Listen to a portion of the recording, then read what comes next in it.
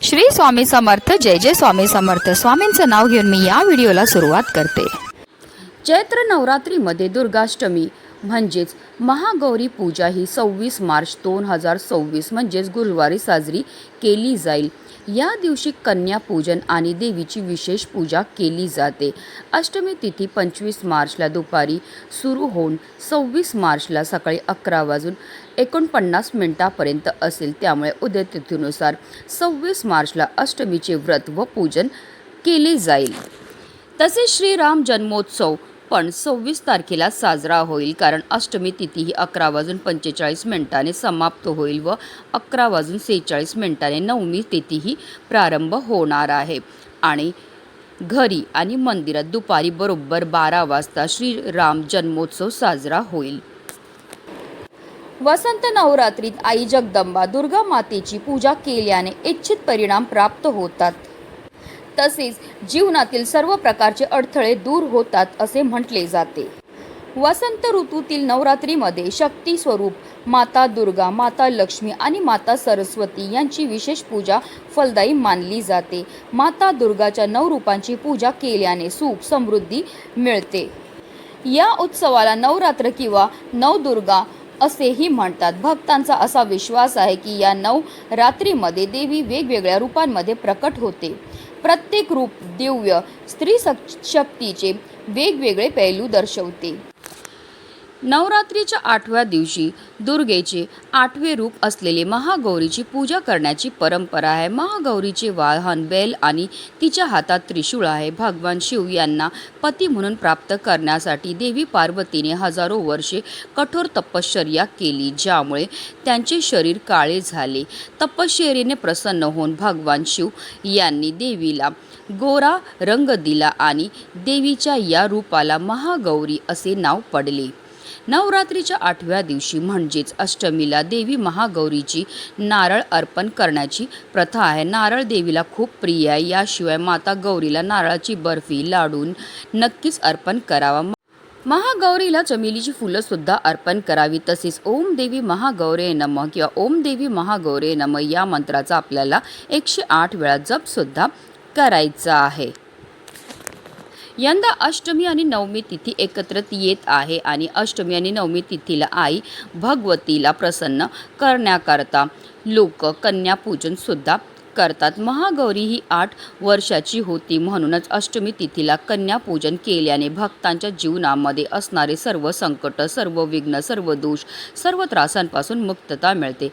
धार्मिकदृष्ट्या हा दिवस अतिशय महत्त्वाचा असल्यामुळे या दिवशी काही प्रभावी आणि उपाय सेवा सुद्धा केल्या जातात.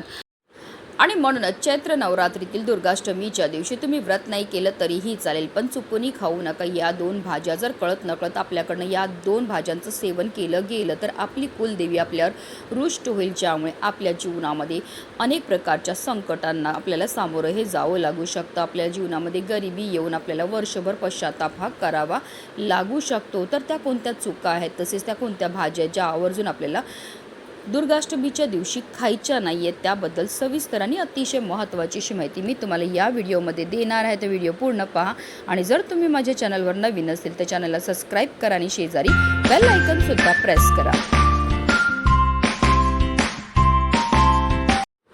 नवरात्रीच्या अष्टमी तिथीला हवन आणि कन्यापूजन केले जाते. मुलींची पूजा केल्याशिवाय नवरात्रीची पूजा आणि व्रत पूर्ण होत नाही.